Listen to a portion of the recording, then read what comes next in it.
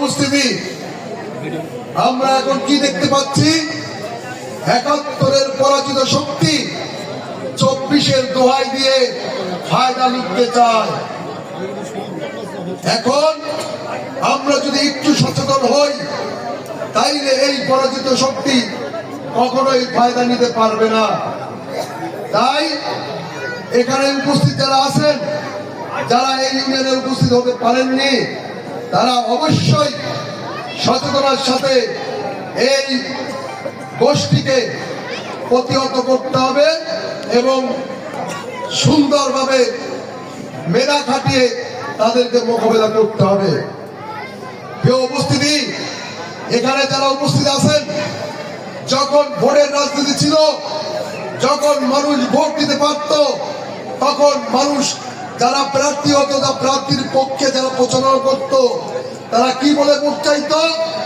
এই বলে যে ভাই, যদি আমি নির্বাচিত হতে পারি, আপনারা যদি আমাকে ভোট দেন, আপনাদেরকে আমি ফ্যামিলি কার্ড দেবো, বা আপনার রাস্তাঘাট করে দেবো, আপনার এলাকার উন্নয়ন করে দেবো, বিভিন্ন প্রতিশ্রুতি দিয়ে ভোট চাই, ঠিক কিনা?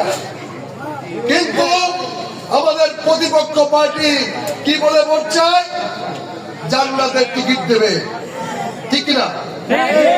ওরা কি বলে যে আপনাদের এলাকা উন্নয়ন করে দেব, মানুষের ভাগ্য পরিবর্তন করে দেব, সেই কারণে কি ভোট চায়?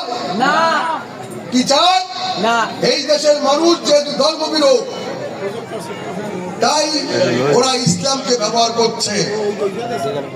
ওরা যখন যেখানে যে পর্যায়ে যে কথা বলতে হবে, সেই কথাই বলে।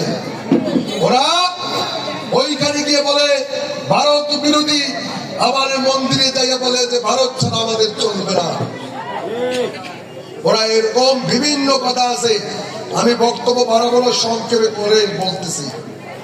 এরকম বিভিন্ন কথা ওরা বলে মানুষকে ধোঁকা দেওয়ার চেষ্টা করছে।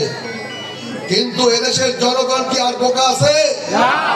এদেশের মানুষ সচেতন, ওদের কোনো কথায় কোনো ফাঁদে পা দিবে না এদেশের জনগণ। প্রিয় ভাইয়েরা আমার, আরেকটা কথা বলি, আমাদের স্বরূপকাঠীর যারা নেতৃবৃন্দ আছে এখানে উপস্থিত, আপনারা কি ওহিদ ভাইকে চেনেন না? আপনারা কি ফরিদ ভাইকে চেনেন না? আপনারা কি সৈকতকে, নাসির তালুকদার, আমিকে চেনেন না? আচ্ছা, আমাদের সম্বন্ধে আপনাদের আইডিয়া আছে। এখানে অনেক লোক আছেন যাদেরকে দীর্ঘদিন পর্যন্ত ওই সাহেব সেবা দিয়েছেন, দীর্ঘদিন পর্যন্ত ওই সাহেবের বাসায় গেছেন, কাজ নিয়ে এমন কোন কাজ নাই যে কাজ ওহিদুজ্জামান ওহিদ আপনাদের করে দেয়নি। কিন্তু যদি আল্লাহ যদি চায়, এখানে যদি ধানের শীষ বিজয়ী হয়, তাইলে কে কাজ করবে? এই ওহিদ সাহেবরাই কাজ করবে, নাকি? আচ্ছা, পক্ষান্তরে আমাদের প্রতিপক্ষ পার্টি আপনার দাঁড়িপাল্লা নিয়ে নির্বাচন করতেছে, জানেন? সেই দলের সভাপতিকে আবুল কালাম আজাদ চেনেন আপনারা? তাইলে তাদের সাথে কাজ করতে পারবেন?